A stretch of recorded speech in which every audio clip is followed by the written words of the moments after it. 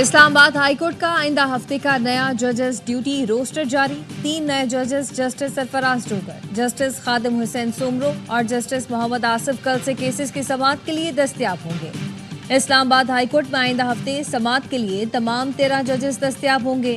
کل سے 7 فروری تک 6 ڈویژن اور 13 سنگل بینچز موجود ہوں گے۔ چیف جسٹس کی ہدایت پر اسپیشل ڈویژن بینچ اور لارجر بینچ بھی دستیاب ہوگا۔ اسلام آباد بار کونسل نے دوسرے صوبوں سے ججز کے اسلام آباد ہائی کورٹ میں تعیناتی مسترد کر دی۔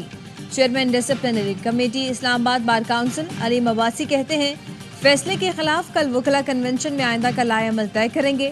وکلاء کل عدالتی کارروائی کا بائیکاٹ کریں گے۔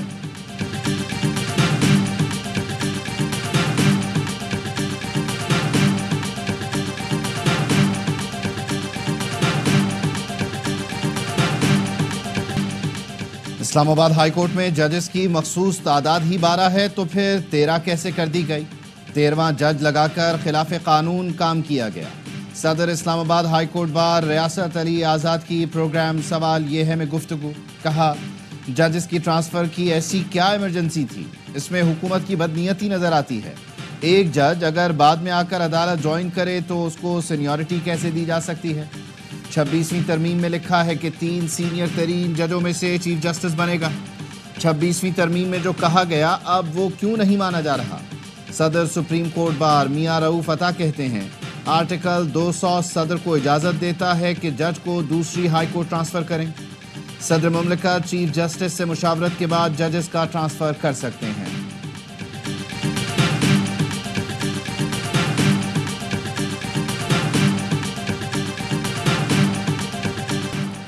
آئین کے آرٹیکل 200 کے مطابق صدر کسی بھی جج کا تبادلہ ایک سے دوسری ہائی کورٹ کر سکتے ہیں۔ اس کے لیے متعلقہ جج کی مرضی ضروری ہے۔ نون لیگ کے سینیٹر عرفان صدیقی کہتے ہیں کیا اعلیٰ عدلیہ کے تمام ججز نے آئین کی پاسداری تحفظ کا حلف اٹھا رکھا ہے؟ اگر ہاں تو کیا آرٹیکل 200 آئین پاکستان کا حصہ نہیں؟ چیف جسٹس پاکستان اور دونوں متعلقہ ہائی کورٹس کے چیف جسٹس سے مشاورت ضروری ہے۔ اس واضح آئین شق کو ترجیح دی جائے یا کسی خط کو؟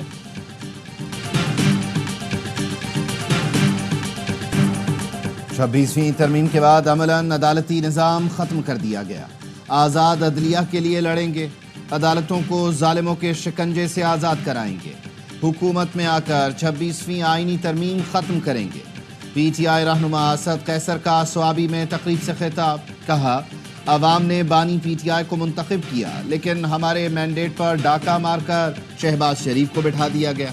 پی کا ایکٹ کو تسلیم نہیں کرتے، 8 فروری کو اس کے خلاف بھی آواز بلند کریں گے۔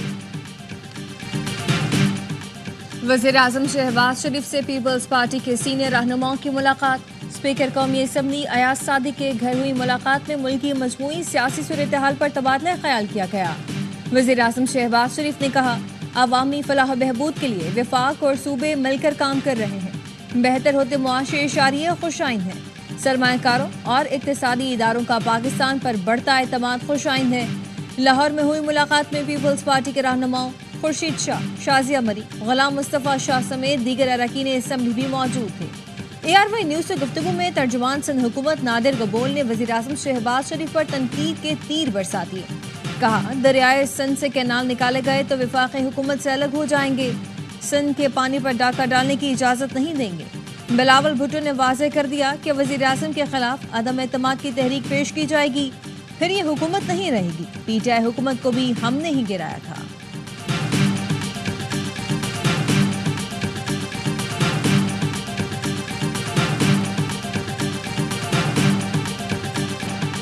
وزیر اعظم نے رواں سال کی پہلی قومی انسداد پولیو مہم کا افتتاح کر دیا۔ تقریب سے خطاب میں کہا بچوں کو انسداد پولیو ویکسین پلا کر انہیں معذوری سے بچائیں گے۔ گزشتہ سال ملک میں پولیو کے 77 کیسز سامنے آئے۔ موذی مرض کے خاتمے کے لیے پہلی انسداد پولیو مہم شروع کر دی۔ پولیو کے خاتمے کے لیے افغانستان سے بھی رابطے میں ہیں۔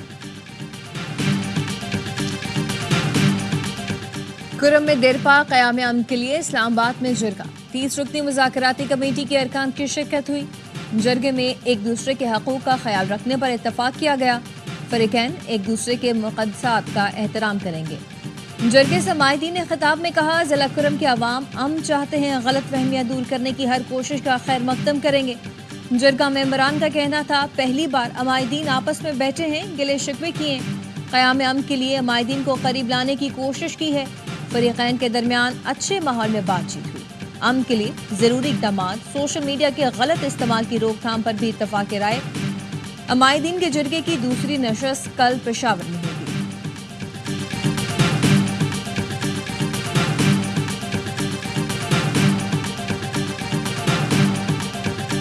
کسی حکومت کے پاس شہریوں پر شکنجہ کسنے کے لامحدود اختیارات نہیں ہونے چاہیے۔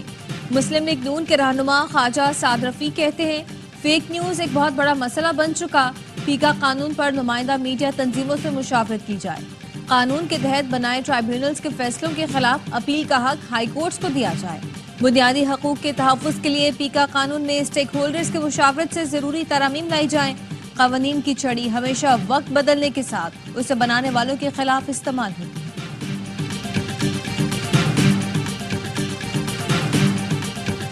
2025 ترقی کا سال ہے، مہنگائی کم ہوگی، اسٹاک مارکیٹ میں آئے روز ریکارڈ ٹوٹ رہے ہیں۔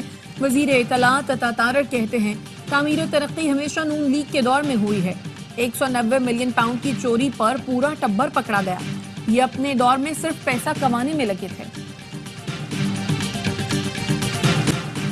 خیبر پختونخوا میں خود مختار اینٹی کرپشن اتھارٹی قائم کی جائے گی۔ وزیر اعلیٰ کی اینٹی کرپشن فورس ایکٹ کے مسودے کو حتمی شکل دے کر منظوری کے لیے پیش کرنے کی ہدایت۔ علی امین گنڈا پور کہتے ہیں کرپشن کے خلاف زیرو ٹالرنس کی پالیسی پر عمل پیرا ہے۔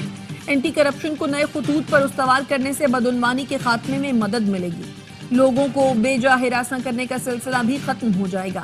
P T I Khyber Pakhtunkhwa کے صدر جنید اکبر کہتے ہیں وزیر اعلیٰ گورننس اور میں پارٹی پر فوکس کروں گا، پارٹی میں جزا اور سزا کا نظام لائیں گے، بانی پی ٹی آئی جب کہیں گے احتجاج کے لیے جائیں گے، پارٹی میں کسی کو لاکھوں روپے دوں گا نہ لوں گا۔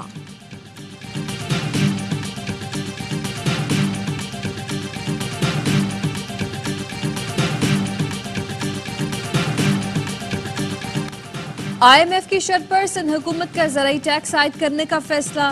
ذرائع کے مطابق زرعی ٹیکس کی شرح سالانہ 15 سے 45% ہوگی۔ سندھ کابینہ کا اجلاس کل طلب کر لیا گیا۔ زرعی ٹیکس سے متعلق سندھ اسمبلی سے کل بل منظور کروایا جائے گا۔ وزیر اعلیٰ سندھ مراد علی شاہ نے پارلیمانی پارٹی میں گفتگو کرتے ہوئے کہا پیپلز پارٹی قومی جماعت ہے، تینوں صوبے زرعی ٹیکس نافذ کر چکے، جب تک آئی ایم ایف کے قرض دار ہیں ان کی مرضی سے ٹیکس لگانا پڑے گا۔ لاہور ایئرپورٹ پر سعودیہ جانے والے خاندان کا بیگ کا ٹیگ تبدیل کر کے منشیات ڈالنے والے انٹرنیشنل ڈرگ گینگ کے 9 ملزمان گرفتار۔ سعودیہ میں گرفتار بے گناہ خاندان کو رہائی مل گئی۔ وزیر داخلہ محسن نقوی کی ہدایت پر اے این ایف حکام کا سعودی عرب سے رابطہ، 5 افراد کو رہا کروایا۔ مرغزار کالونی کی رہائشی فرحانہ اکرم کے بیگ کا ٹیگ ڈرگ مافیا نے عملے کی ملی بھگت سے تبدیل کر دیا تھا۔ فرحانہ اکرم اور ان کی فیملی ممبرز کو سعودی عرب میں حراست میں لے لیا گیا تھا۔ محسن نقوی کی متاثرہ خاندان سے ملاقات، کہا اینٹی نارکوٹکس فورس نے انٹرنیشنل گینگ کا سراغ لگایا اور اصل ملزمان گرفتار کیے۔ محسن نقوی نے بے گناہ خاندان کی رہائی کے لیے فوری اقدامات پر اے این ایف کی پوری ٹیم کی کارکردگی کو سراہا، ٹیم کو خصوصی ایوارڈز دینے کا اعلان۔ دشمنوں کا شکار کریں گے چاہے یہ کہیں بھی چھپے ہوں۔ آرمی چیف جنرل سعید عاصم منیر کی دورہ بلوچستان کے دوران اندرونی اور بیرونی دشمنوں کو 2 ٹاک وارننگ، کہا غیر ملکی آقاؤں کی پراکسیز کو اچھی طرح پہچانتے ہیں، قوم اور افواج کی مشترکہ قوت سے دوست نما دشمنوں کو ہر صورت شکست دی جائے گی، مادر وطن اور عوام کے دفاع کے لیے ملک دشمنوں کو منہ توڑ جواب دیں گے۔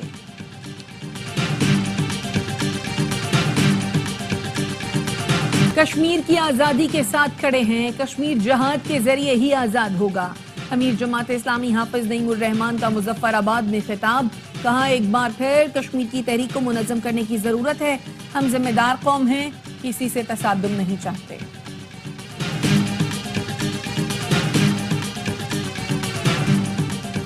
کراچی میں سہراب گوٹ ٹاؤن انتظامیہ کے خلاف الاسف اسکوائر کے قریب احتجاج، ایم کیو ایم رہنما اور پولیس افسران کے درمیان مذاکرات کے بعد احتجاج مؤخر۔ مظاہرین کا کہنا ہے مسائل حل نہ ہوئے تو پھر احتجاج کریں گے۔ مظاہرین پرامن طور پر منتشر، سپر ہائی وے پر ٹریفک کی آمد و رفت بحال، سڑک کے دونوں ٹریک بند ہونے سے شہریوں کو مشکلات کا سامنا کرنا پڑا۔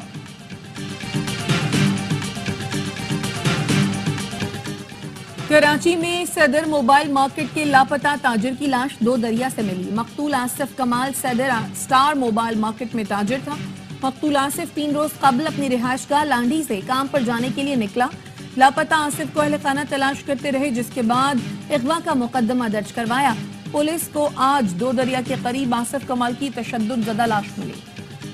حکومتی رکن پارلیمنٹ بھی قبضہ مافیا کے جال میں پھنس گیا۔ ایم این اے سید سمیع الحسن گیلانی کی زمین لینڈ مافیا نے ہتھیا لی۔ نون لیگ کے بہاولپور سے رکن قومی اسمبلی نے اپنی زمین پر قبضے کے خلاف تحریک استحقاق قومی اسمبلی میں جمع کرا دی۔ تحریک استحقاق پر غور کے لیے قائمہ کمیٹی کا اجلاس منگل کو طلب۔ کراچی کے علاقے گارڈن سے لاپتہ 2 بچوں کو بازیاب کرانے میں پولیس مکمل طور پر ناکام۔ حیدرآباد سے لائے گئے سوراخ رساں کتے کی مدد سے ایک مقام کی نشاندہی کا دعویٰ۔ پولیس کا کہنا ہے کہ کتے کو کپڑے سنگھائے گئے۔ سوراخ رساں کتا لیاری کشتی مسجد کے قریب رک گیا۔ ایک عینی شاہد نے بچوں کے کشتی مسجد کے قریب دیکھے جانے کی نشاندہی کی۔ لیاری ندی کو مشینری سے صاف کیا گیا۔ مزید مقامات پر تلاش جاری ہے۔ پتنگ بازوں کے خلاف کارروائی میں ناکامی پر پولیس دھمکیوں پر اتر آئی۔ اسلام آباد سیکریٹریٹ پولیس کے ایس ایچ او کا مسجد کے لاؤڈ سپیکر پر نرالا اعلان۔ کہا پتنگ اڑانے والے بچے کا گھر گرا دوں گا، بچے کے باپ کے خلاف پرچہ کاٹ کر چوک پر جوتے ماروں گا۔ ویڈیو وائرل ہو گئی۔ کوٹلی آزاد کشمیر میں گوجر موڑ کے قریب شادی والے گھر میں چھت پر ڈانس کے دوران مکان کی چھت گر گئی۔ 6 خواتین سمیت 7 افراد زخمی۔ زخمیوں کو ہسپتال منتقل کر دیا گیا۔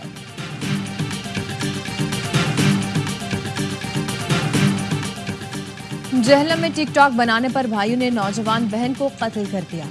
ملزمان کی واردات کو خودکشی کا رنگ دینے کی کوشش، مقدمہ درج کر لیا گیا۔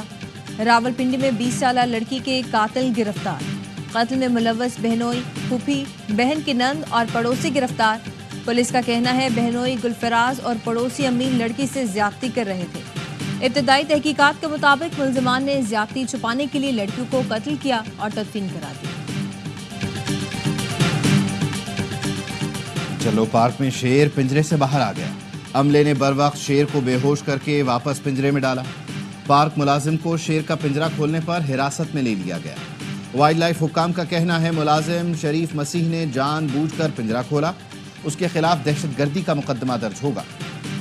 آبی گزرگاہوں کا عالمی دن۔ پاکستان میں سمندر زرخیز زمینوں کو نگلنے لگا۔ زمینوں کو زندگی دینے والے سب سے بڑے دریا کی بقا کو خطرہ۔ جہاں موجوں کا شور، آبی پرندوں کی آوازیں گونجتی تھیں، اب وہاں خاموشی کا راج ہے۔ سندھو دریا سکڑ رہا ہے۔ کوٹری سے شروع ہونے والی ڈاؤن سٹریم برسوں سے پانی سے محروم ہے۔ انڈس ڈیلٹا پانی نہ ملنے کی وجہ سے تباہی کا شکار۔ خشک دریا کو رہتا ہے پانی کا انتظار۔ پاکستان اور ملیشیا کے درمیان قیدیوں کے تبادلے کا معاہدہ حتمی مراحل میں داخل ہو گیا۔ ملیشیا نے مجوزہ مسودہ پاکستان کے حوالے کر دیا۔ سفارتی ذرائع کا کہنا ہے کہ معاہدے پر دستخط نائب وزیر اعظم اسحاق ڈار کے دورہ ملیشیا کے دوران متوقع ہیں۔ ملیشیا میں 384 پاکستانی قیدی مختلف جرائم میں قید ہیں۔ پی کنارے پر اسرائیلی جارحیت برقرار۔ صہیونی فورسز کی جنین پر تشدد پر کارروائیاں، مزید 5 فلسطینی شہید کر دیے۔ اسرائیلی فورسز کی 3 مقامات پر بمباری، 16 سال کا لڑکا بھی شہید ہوا۔ کلکرم میں گھروں پر بمباری میں 1 فلسطینی شہید اور متعدد زخمی ہو گئے۔ ایک ہفتے میں شہادتیں 17 ہو گئی۔ جنین سمیت دیگر علاقوں میں صہیونی فورسز نے درجنوں فلسطینیوں کو گرفتار کر لیا۔ اسرائیلی وزیر اعظم آج امریکہ کے دورے پر روانہ ہوں گے۔ 4 فروری کو ٹرمپ سے ملاقات کریں گے۔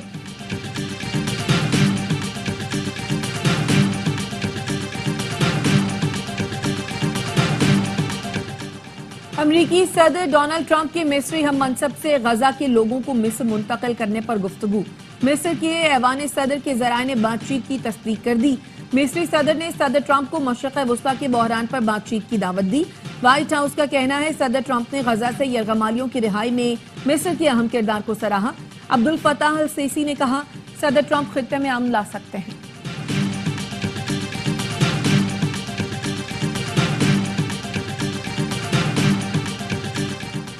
افغانستان کی طالبان حکومت نے کابل کے مشہور ہوٹل کا انتظام سنبھال لیا۔ ہوٹل انتظامیہ کا کہنا ہے کہ آپریشنز بند کر دیے۔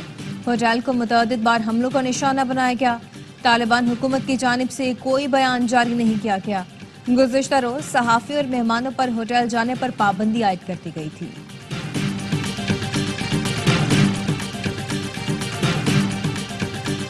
पाकिस्तानी नजात बरतानवी बॉक्सर आदम अजीम सुपर लाइट वेट के आलमी चैंपियन बन गए। आदम अजीम ने वर्ल्ड चैंपियन लिपिनिट्स को 9वें राउंड में शिकस्त दे दी। आदम अजीम अब तक कोई मुकाबला नहीं हारे। आबाई ताल्लुक कोटली आजाद कश्मीर से है। आदम अजीम के भाई मिडिल वेट बॉक्सर हसन अजीम का भी प्रो करियर में नाकाबिल शिकस्त आगाज।